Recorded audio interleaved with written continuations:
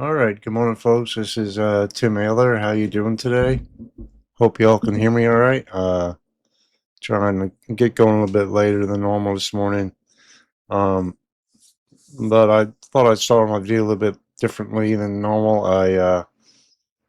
This is showing the mid-level vorticity. Starting off with the system off in California coastline here, and I'll get my pen going. Forgot to do that. All right, so sorry about that. Let me fix this. Yeah, so fixed my pen. But you can see the flow pattern here, right?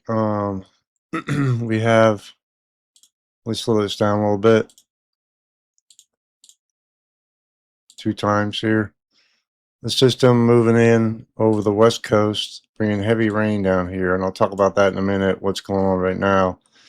And then it's going to eject into the middle part of the country. Let's step this back a little bit, go a little slower here. All right, step this back. Stop. All right. um, System offshore here, bringing heavy rain, gusty winds, high surf to the California coastline. Don't know why that did that. Slowly moving. Just going to lumber on shore here. And the vorticity looks like it's going to spawn a surface low here in the middle part of the country. And the surface low will likely move up generally this way, right? And we have a pretty pronounced low pressure center up here in the northeast, mid-level low. All right, moving through time. Another system on the west coast, adding insult to injury with the already heavy rain they have going on. A little vorticity maximum up here in the northwest. This 500 millibar vorticity moves to the north some. Where they had a northwest flow aloft, they no longer have that. It's more coming out of the, really out of the south, right? You have a deep flow um, coming this way. Ridging is up here as well, right? You have a, this is a cutoff low really at this point, right? And it moves through, right? I keep saying right. Pretty strong cutoff low here, kind of getting stretched out, but you can see why there's a risk of excessive rainfall and wind in this area in the coming days. We'll talk about that too. Um, so, and another system diving down along the California coast. All right, and this is the 21st, next Friday. Excuse me. This mid-level feature kind of gets stretched out a little bit and maybe develop into a trough along the East Coast. Maybe a surface low gets going up here. And you have another low off the California coast. A zonal flow developing here with some ridging to the east. California is going to get hammered here, guys. This system ejects into the middle part of the country again, bringing heavy rain, like probably with this deep southerly flow ahead of it. You see the ridging way up here, okay? So high pressure down here, deep southerly flow, right? And this is 26th, which is near this is Thanksgiving right here, guys. If this comes to pass, this is the GFS. I use the GFS because it had the most latest run.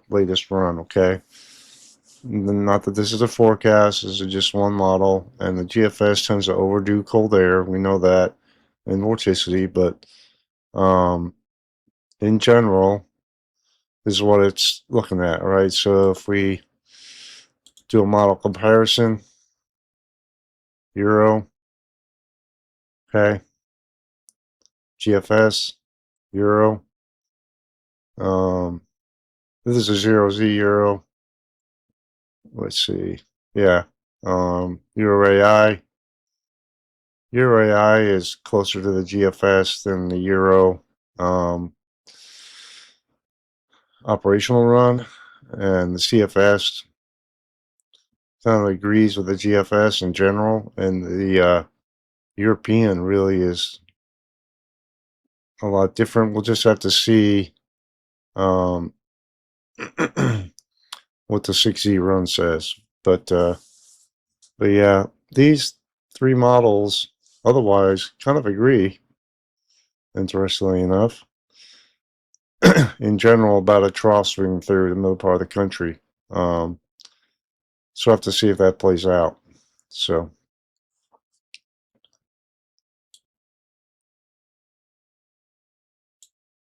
I had to move my face off the screen here, guys, because I didn't want you to miss any of this content.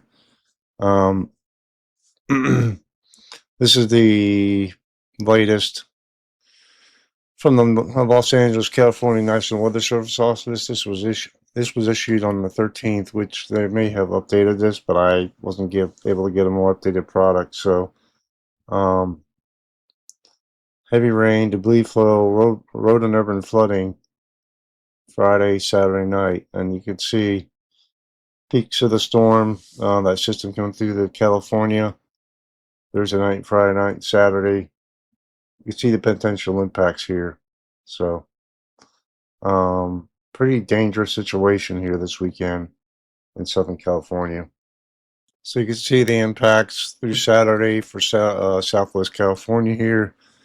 Increased travel delays, road closures, rock slides, blown objects from gusty winds, creek flows and swift water rescues, possible debris flow, flash flooding, and recent burn scars, potential for significant roadway flooding. All right, so dangerous situation here. This is a more recent graphic. Bulk of additional rain is expected in this area. I move this over here. Saturday 3 a.m. to 6 p.m., which is today, was issued yesterday at 11 a.m. 2 to 3 inches, 3 to 6 inches were possible in the favored mountains and hills, up to 1 inch per hour rainfall totals. You could see thunderstorms possible here, and you can see where the most precip amounts are expected. Okay, so pretty serious situation here, guys. All right, so so this is the experimental graphical hazards outlook, weather outlook for Southern California, San Diego area. You can see where the biggest risks are, right? You click on this, you can see lightning risk Friday night. All right, so let's look for Saturday. You see different risks here. So you see the rainfall risk is significant in the red areas here. All right, and extreme cold, interesting in the mountains, maybe the hills, high surf, right? You can see extreme cold is expected in the coming days in the hills there. Marine hazards. I had to kind of switch this down, but a lot of marine hazards for Saturday, which is today. All right, in these areas. All right, so going back to excessive rainfall, that was yesterday. This is today. You can see where the biggest threats are. All right, so the weekend storm total rainfall through Saturday evening is issued yesterday. The San Diego area, you can see where the most rainfall is expected.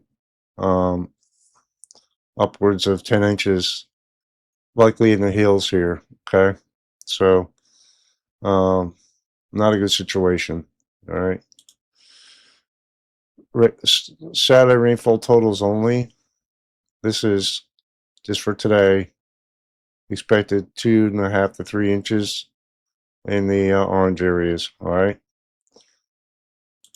So going up to the frost freeze for well for the mountains here. Sorry. Um, you know, it has a wind risk here, excessive rainfall. You see the excessive rainfall is here in California. So, you know, those are frost freeze risk in the mountains the whole time, which isn't necessarily significant other than that's what it's going to be, because I think they're probably used to that. But now, if we move to Los Angeles area, experimental graphical hazards at weather outlook for today, you can see where the heaviest rain is supposed to be. All right, from Avalon to Big Pine Mountain, rip currents are a significant risk today. Los Angeles area, I mean, all along the coastline, really. All right, high surf, and the rainfall risk is gonna drop here for tomorrow, but then it's going to increase again to elevated in Southern California again. So if you can avoid it, I would avoid travel today if you can help it in Southern California. All right. So this is back to San Diego. We already looked at that. So moving on to the continental U.S. and the current temps. We have 60s, 70s here, streaming all the way up into the upper Midwest. Only readings below freezing are up here in the Northeast and maybe the Northern High Plains and the Rockies, right? So change from temperatures from yesterday. Much colder up here in the Northern High Plains and the upper Midwest and into the Mid-Atlantic, much warmer than it was yesterday, as well as warmer in the central part of the country, right? Overall, cooler in the Intermountain West and along the Gulf Coast, California coast because of cloud cover, rainfall, stuff like that. Cloud cover, let's refresh this. Of course, the cloud cover up north here is helping to keep temperatures up, right? Because lack of radiation and cooling. And of course, cloud cover is pretty apparent here, right? Where this system is along the west coast. Current wind gusts. It was pretty windy onshore yesterday, not so much today, but some, you know, some high winds in the mountains, of course. Up here into Canada, UP and Michigan, along the Lake Michigan. The lakes, of course, are windy good portion of the time, especially this time of year. And offshore here, and middle part of the country has some winds moving through, right? But nothing too extreme, doesn't look like. So snowfall over the last 72 hours. And then yesterday at 7 p.m. had some snow up here yesterday in the Northeast and, you know, the California mountains, which they need that snowpack for the summer when it doesn't rain or snow out there, right? So in the Northwest up here as well. So now, what I'm going to talk about is the overall pattern and what it looks like in the longer term and how it's going to impact sensible weather moving towards Thanksgiving. So yeah, that's what I'm going to go to next here, guys. So first off, I'm going to start out with the day 8-14 U.S. hazards outlook. They're highlighting flooding possible in this area the 22nd through the 28th around Thanksgiving. So really need to keep an eye on that. You don't see that very often on this outlook. Slight risk of heavy precip, which would be rainfall in this area, the 22nd through the 23rd, the 27th through the 28th. And we looked over that pattern, right? With systems ejecting this way, moisture streaming to the north, right? We get heavy rain possibility here. So as we get closer, we'll have a better idea. But I think the potential exists for quite a few rounds of heavy rainfall as those systems generally move this way, right? So now snow refreshing this year. This graphic looks kind of weird. I agree, but that's the way it looks. Slight risk for heavy snow around Thanksgiving in these areas. Sorry guys, I don't think it's going to snow in the Northeast on Thanksgiving. Looks like it's going to be pretty warm, but we'll go over that. Risk of high winds. I mean, this is interesting because the 22nd through the 23rd here along the really most of the eastern U.S., the 22nd through the 28th, which is 6 days for most of the western U.S. So this is a pretty wide area here. We'll see if they refine this anymore as we get closer, but that's that. Temperatures, slight risk of below normal temperatures up here in the Intermountain West into the northwestern states here, Idaho, etc., Wyoming, right? So what are the day 6 through 10 out? What's a day 6 through 10 temperature outlook look like? This was issued yesterday. Above normal temps. We talked about this for most of the country. Expected below normal in the southwest, in the west here, to near normal, right? So that's pretty much in line what we're looking at. Above normal temps for Alaska, right, and Hawaii as well, which we don't really look at too much, but if we go for that. Precip outlook. You see where the bullseye is here in the southern U.S. Expected for most of the country to have above normal precip chances. All right, so that's a big change from the past, you know. So we get further out in time here. You see cooler temps starting to push into the northwest and along and to the west of the Rockies. But that high pressure really flexes here to the east of the Rockies. Warm temps, yeah, probably be outside playing football or doing whatever outside, which in some years you'd be putting on a winter coat. But if anybody's watching football that day at a football game or something, you know, it ought to be pretty nice, hopefully, except where it's raining, of course. Precip, that bullseye stays there, right? So most of the country is either expected to have near normal precip changes or below normal, the 22nd through the 28th. And yeah, so week 3 through 4, the 29th of December, November through the 12th. A little bit of a pattern shift here we're seeing, right? Below normal temps in the northern tier of the U.S. expected. Above normal temps hanging on with that ridge, likely being offshore here somewhere, holding on to that. All right. And above normal precip chances or equal chances above and below normal for the rest of the country. So this is further out. So, I mean, they're hedging their bets on this, and that, you know, I would expect that's the way it's going to be because there's more uncertainty this far out. So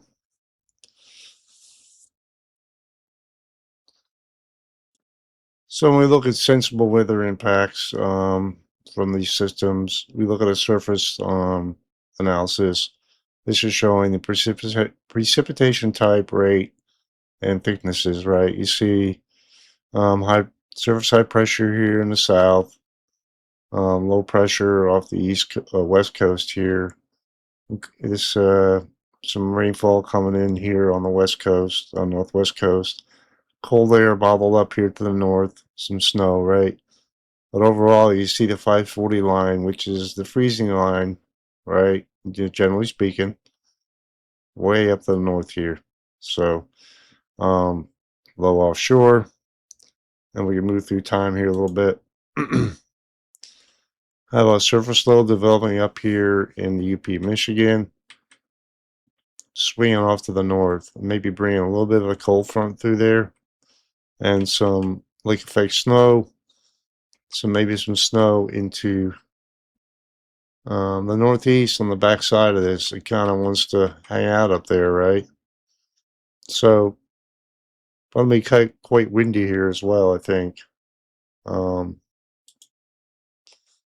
let's look at that real quick. See, with the isobars tightly packed like that, you can see how windy it is. Whew. Gonna be really windy, guys. This is the 16th, which is tomorrow, right? 50, 60 mile per hour winds up here. Intermountain West, kind of windy as well. And moving back to precip type and rate here. So yeah, the isobars, which means these are lines of equal pressure. So the closer, more tightly packed they are, closer together, the higher winds at the surface. So pretty intense 977 millibar low up here. That's really intense for this time of year. 975. Likely that's about as strong as it's going to get. You see that it's a northern rider, right? So because of that, the cold air is on the backside, right? And where the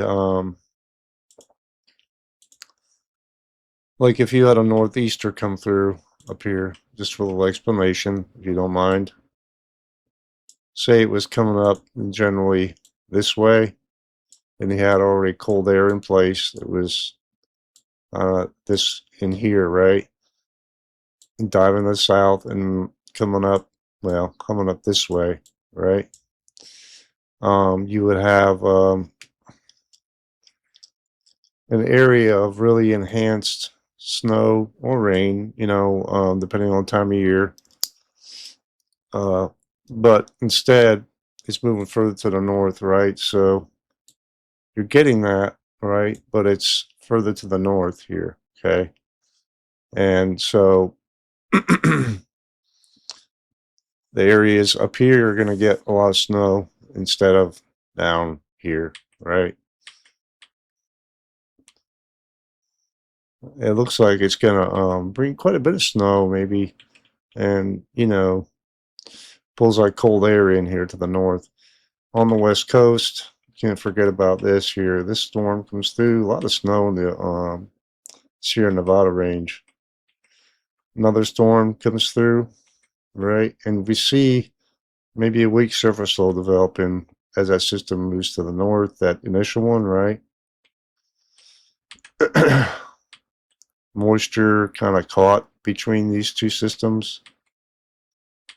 You see where the 540 line is here. So still northwesterly flow here at the surface, but other than that, not very cold, right?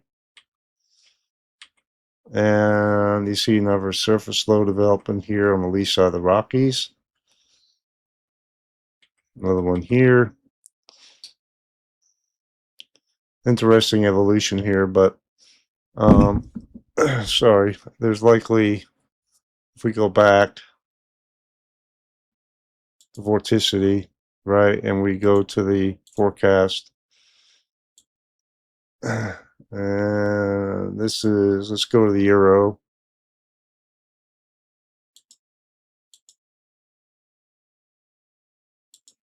Because I was using the Euro here, right? All right. So let's go. There it is right there. And surface and precip. Let's see what run this was.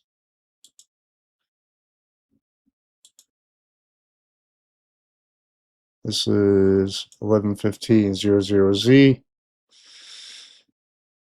Sorry for the back and forth here, guys. I'm just trying to make it as comprehensive as possible here for you guys. All right.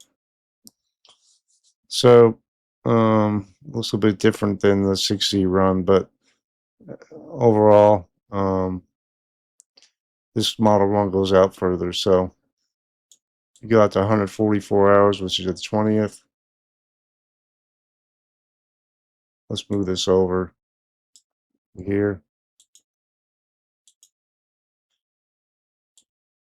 Yeah. So, pretty steep moisture pool here, going to the 20th. Go a little further out. You see how it stretches out, but heavy rainfall here, and likely rain for most of this system, except maybe on the backside, maybe some colder air gets in here, right? Get a little further out, the 22nd. You have another surface low developing here, right? And so you go back to 192 hours on this plot. This deep low again developing here in the deep south, right? Swings eastward. Another very unsettled area here, right? Move through a little further out. Looks like a pretty strung out cold front with heavy rain. Move through the flow there, right? Maybe another surface low developing down here. Interestingly enough, that'd be interesting to see if that plays out. See, oh, I see what's happening here. You see what's happening once it cut off this low here and just park it right over the southeast. We'll just have to see whether that plays out or not. But that'd be an interesting evolution if it does do that. And it wants to bring surface low up to the northeast here with this. So again, this is not a forecast. That mid-level feature kind of dampens out, right? You get further out in time with it. Yeah, that deep trough. This is around just after Thanksgiving on the West Coast, and really pronounced troughing out west. And we'll just have to see how that plays out. My video is already going pretty long today, so I'm not going to spend any more time on this. So let's move on to the temperatures, right? So,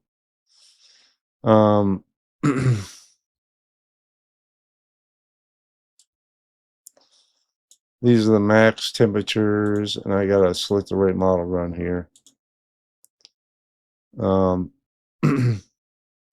Through Sunday, 70s, 80s, and 90s. Well, right, for most of the country. Although 40s and 50s to the north for highs. Or mean temperatures. These are mean temperatures, guys. Max average temps. Okay.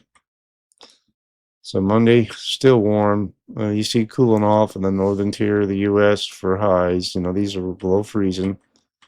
Maybe cooler air trickling down here in the northeast, but overall, pretty mild for most of the U.S.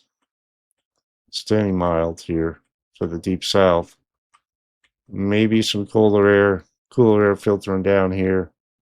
And if we go to the run before that, we go a little bit further out. This is European ensemble, guys. Still, warm temps maintain themselves up here, down in the south. You see the cold air pooling up here. Will it make a push to the south? remains to be seen. Right now, this far out, it doesn't look like it does much, right? It just kind of hanging out up there, but you see it pulling up here. So, yeah. So when we look at the min temps, right, we can go back. So those were high temps, right? So minimum temperatures. See where the coolest minimum temperatures are, right? Cooling off some here in the north. The minimum temperatures getting pretty cold up here, guys, and the Intermountain West too. Maybe a hint of the cold air pushing further south, but it's really struggling to make it further south than that. So, this is the 168-hour QPF forecast, right? Through Saturday, November 22nd. You can see where the highest precip amounts are expected, right? Bullseye here in the Lower Mississippi Valley along the west coast, right? So, current national hazards. Let me refresh this. Dense fog advisory, winter weather advisory up here in the northeast. Of course, the flood watch. Some flash flood warnings down here, in addition to winter weather advisory as well. So, intense fog advisory here along the Gulf Coast. So, not too much going on. Now, let's look at excessive rainfall outlook. All right. Day one, you could see the moderate risk excessive rainfall today, today through tomorrow.